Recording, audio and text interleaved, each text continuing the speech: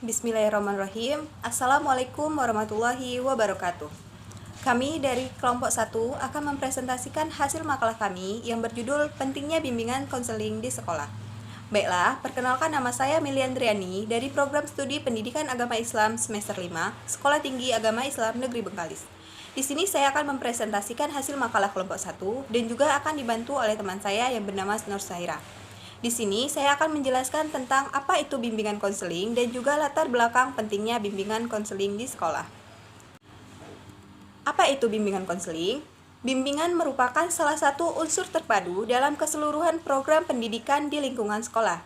Jadi, bimbingan itu merupakan salah satu tugas yang seyogyanya dilakukan oleh setiap tenaga pendidikan yang bertugas di sekolah, termasuk guru. Bimbingan secara umum dapat diartikan sebagai bantuan, namun menurut pengertian yang sebenarnya, tidak semua bantuan adalah bimbingan. Berdasarkan pasal 25 Peraturan Pemerintah Nomor 28/1990, bimbingan merupakan bantuan yang diberikan kepada anak dalam rangka menemukan pribadi, mengenal lingkungan, dan merencanakan masa depan. Kalimat tersebut secara langsung menurut pengertian dan tujuan pokok bimbingan dan konseling sekolah, yaitu bimbingan dalam rangka menemukan pribadi. Dimaksudkan agar peserta didik mengenal kelebihan dan kekurangan dirinya sendiri, serta menerimanya secara positif dan dinamis sebagai media pengembangan diri lebih lanjut. Pengertian ini juga ditegaskan oleh Nata Wijaya dan Surya. Menurut Nata Wijaya, ditinjau secara luas dan menyeluruh, bimbingan adalah suatu proses pemberian bantuan kepada individu yang dilakukan secara berkesinambungan, supaya individu tersebut dapat memahami dirinya, sehingga ia sanggup mengarahkan dirinya dan dapat bertindak secara wajar, sesuai dengan tuntutan dan keadaan lingkungan sekolah, keluarga, dan masyarakat, serta kehidupan pada umumnya.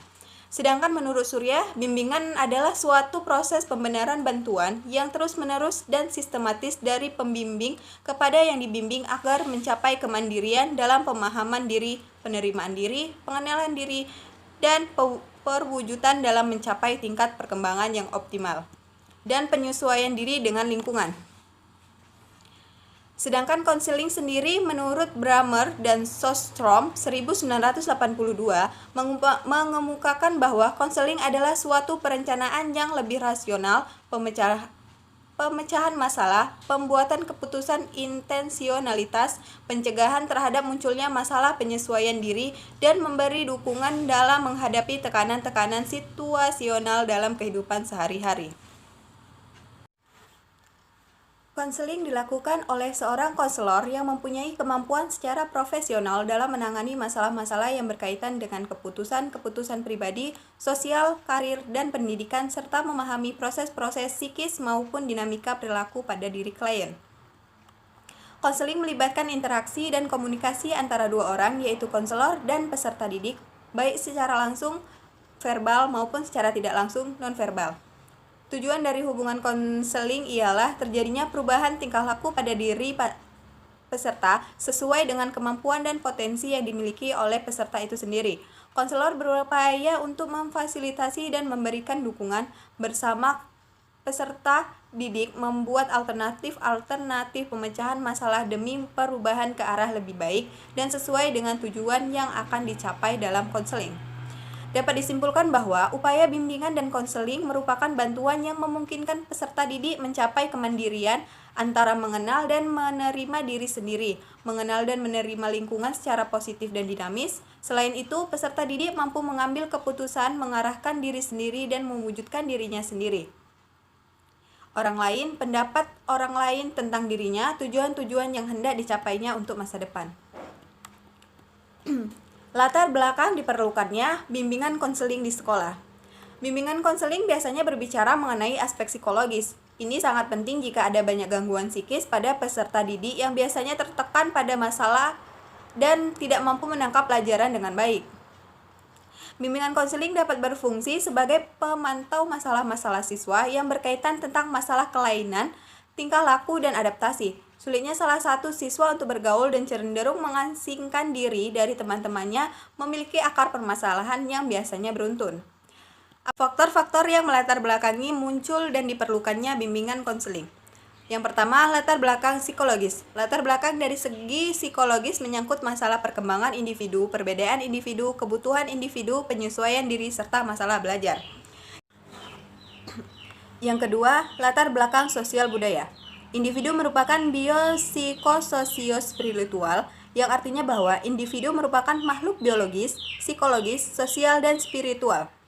Seperti anak sejak lahir tidak hanya mampu memenuhi tuntutan biologis, tetapi juga tuntutan budaya di mana individu itu tinggal. Tuntutan budaya itu dilakukan agar segala dampak modernisasi dapat difilter oleh individu tersebut secara otomatis. Serta individu diharapkan dapat menyesuaikan tingkah lakunya sesuai dengan budaya yang sudah ada agar dapat diterima dengan baik oleh lingkungan tersebut. Yang ketiga, latar belakang agama. Setiap individu merupakan makhluk Tuhan yang pada dasarnya sama memiliki fitrah sebagai khalifah dan hambanya. Dalam kategori ini pun sangat diperlukan sekali bimbingan terhadap setiap tantangan dimensi spiritualitas individu seperti dekadensi moral, budaya hedonistik, dan penyakit hati. Bimbingan dalam hal ini diperuntukkan agar setiap individu mampu memandang setiap tantangan ke arah positif, bukan malah terjerumus ke arah negatif, sehingga kehidupan dapat dijalani sesuai dengan kaidah-kaidah agama. Yang keempat, latar belakang pendidikan. Bimbingan dan konseling diperlukan untuk mengembangkan pendidikan yang bersifat meninggi, meluas, dan mendalam. Meninggi artinya membantu membimbing individu memilih jenjang pendidikan yang lebih tepat, karena semakin bertambahnya kesempatan dan kemungkinan untuk mencapai tingkat pendidikan yang lebih tinggi. Yang kelima, latar belakang perkembangan ilmu pengetahuan teknologi. Di era ini, ilmu pengetahuan, informasi, dan teknologi berkembang sangat pesat. Oleh karena itu, diperlukannya bimbingan dan konseling agar individu dapat mengetahui dampak positif dan negatifnya dari perkembangan tersebut. Secara umum, masalah-masalah yang dihadapi oleh individu, khususnya oleh siswa di sekolah dan madrasah, sehingga memerlukan bimbingan dan konseling adalah yang pertama, masalah-masalah pribadi, yang kedua, masalah belajar atau masalah-masalah yang menyangkut tentang pembelajaran, yang ketiga yaitu masalah pendidikan, yang keempat masalah karir atau pekerjaan, yang kelima penggunaan waktu senggang, dan yang keenam atau yang terakhir masalah-masalah sosial dan lain sebagainya. Bimbingan dan konseling perlu diadakan di sekolah-sekolah karena pelayanan ini dapat membantu para siswa mencapai tujuan yang diinginkan, membantu siswa untuk meningkatkan pencapaian akademik dan mengembangkan potensi yang ada pada diri mereka agar mereka dapat menghasilkan perubahan yang positif dalam dirinya. Selain itu, melalui pelayanan bimbingan dan konseling, para siswa di sekolah dan madrasah juga berpeluang untuk menyatakan perasaan dan berbagi masalah yang mereka hadapi kepada guru bimbingan konseling. Baiklah, materi selanjutnya akan disampaikan oleh Nur Saira. Assalamualaikum warahmatullahi wabarakatuh. Perkenalkan, nama saya Nora Saira dari Program Studi Pendidikan Agama Islam semester 5.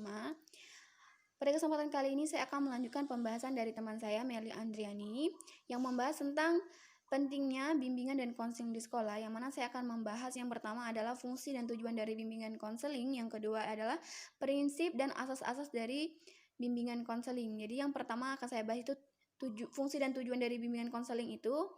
Yang pertama adalah kita akan membahas tentang tujuan. Jadi dalam bimbingan konseling itu ada tujuan umum dan juga tujuan khusus. Kenapa harus ada tujuan umum dan tujuan khusus? Jadi kita biar tahu apa sih tujuan khusus dengan adanya bimbingan konseling. Secara umum tujuannya ini adalah tujuan umum dari bimbingan konseling yakni adalah kita sesuaikan dengan tujuan pendidikan sebagaimana dinyatakan dalam Undang-Undang Pendidikan Nasional, bahwasannya yakni mewujudkan manusia seutuhnya yang cerdas, yang beriman, bertakwa kepada Tuhan Yang Maha Esa dan berbudi pekerti luhur, memiliki pengetahuan, keterampilan, sehat jasmani dan rohani, serta mempunyai rasa tanggung jawab kemasyarakatan dan kebangsaan. Jadi secara garis besar ini tujuan umumnya ialah dari bimbingan konseling adalah membantu klien atau peserta didik ini agar ia memiliki pengetahuan tentang posisi dirinya dan memiliki keberanian mengambil keputusan untuk melaksanakan suatu perbuatan yang dipandang baik dan bermanfaat untuk kehidupan di dunia dan kepentingan di akhiratnya. Dan juga kita akan membahas dari tujuan khusus dari bimbingan konseling.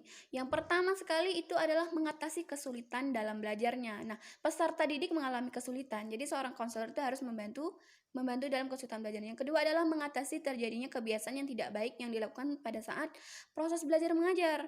Yang ketiga, mengatasi kesulitan-kesulitan yang berhubungan dengan kesehatan jasmaninya. Juga berkaitan dengan kelanjutan studi, juga mengatasi kesulitan yang berhubungan dengan perencanaan dan pemilihan jenis pekerjaan setelah mereka tamat.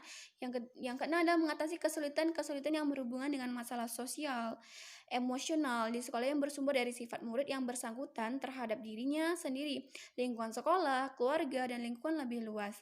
Jadi disinilah ada beberapa tujuan yang harus dicapai antara tujuan umum dan juga tujuan khusus.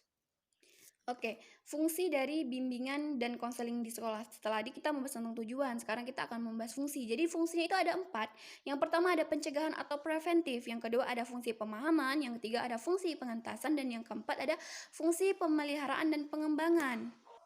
Baik, saya akan menjelaskan tentang fungsi pemahaman. Fungsi pencegahan. Jadi dalam fungsi pencegahan atau preventif, yang mana seorang konselor ini melakukan pencegahan dari beberapa hal agar bisa terhindar oleh peserta didik yang akan menimbulkan beberapa masalah, gangguan, hambatan, atau menimbulkan kesulitan dalam proses perkembangannya. Jadi ada beberapa pencegahan yang bisa dilakukan seorang konselor dalam fungsi bimbingan dan konseling di sekolah. Yang pertama ada program orientasi, yang kedua program bimbingan karir yang membantu para siswa untuk memperoleh pemahaman dari lingkungan sekitar yang mengembangkannya ke arah pencapaian karir yang sesuai dengan bakat dan minat kemampuan. Yang ketiga ada program pengumpulan data yang memungkinkan diperolehnya data yang lebih lengkap dan tepat untuk diperlukan dalam pemahaman pribadi yang lebih mendalam. Yang keempat ada program kegiatan kelompok seperti diskusi, bermain peran, dinamika kelompok, diantrik, dan teknik pendekatan lainnya. Seperti itu, dan harus memang sikap dari preventif ini memang harus diperlukan bagi seorang konselor untuk melakukan fungsi pencegahan dari preventif itu sendiri. Yang selanjutnya adalah fungsi pemahaman, yang mana fungsi dari bimbingan dan konseling yang akan menghasilkan pemahaman tentang suatu oleh pihak-pihak tertentu sesuai dengan kepentingan pengembangan peserta didik kegiatan. Jadi ada beberapa hal yang harus kita ketahui tentang fungsi dari pemahaman, yakni pemahaman tentang peserta didik terutama oleh peserta didik sendiri, dia orang tua, guru, dan guru pembimbing. Yang kedua, pemahaman tentang lingkungan peserta didik termasuk di dalam lingkungan keluarga dan sekolah, terutama oleh orang tua siswa sendiri, guru, dan juga guru pembimbing. Maka pada fungsi pemahaman ini memang harus lebih ditekankan bagaimana seorang peserta didik itu lebih mengenal lingkungannya. Yang ketiga ada fungsi pengentasan. Kenapa harus ada fungsi pengentasan? Yang mana di fungsi bimbingan dan konseling yang akan menghasilkan ketuntasan atau teratasinya berbagai permasalahan yang dialami peserta didik. Jadi disinilah fungsi pengentasan dan layanan bimbingan dan konseling sangat diperlukan. Dalam hal inilah bimbingan dan konseling berusaha untuk memecahkan masalah-masalah yang dihadapi siswa. Yang keempat ada fungsi pemeliharaan dan pengembangan. Kenapa harus ada fungsi pemeliharaan dan pengembangan? Jadi di sini adalah berarti memelihara segala sesuatu yang baik yang ada pada individu, baik hal itu merupakan pembawaan maupun hasil-hasil dari perkembangan yang telah dicapai selama ini. Jadi intelijensi yang tinggi, bakat yang istimewa, minat yang menonjol untuk hal-hal positif dan produktif. Jadi harus ada sikap dan kebiasaan yang telah terbina dalam bertindak dan bertingkah laku sehari-hari. Jadi cita-cita yang tinggi dan cukup realistis. Jadi kesehatan dan kebugaran itu memang harus dipelihara dan dikembangkan. Baik, kita akan lanjutkan pada prinsip dan asas-asas dari bimbingan konseling.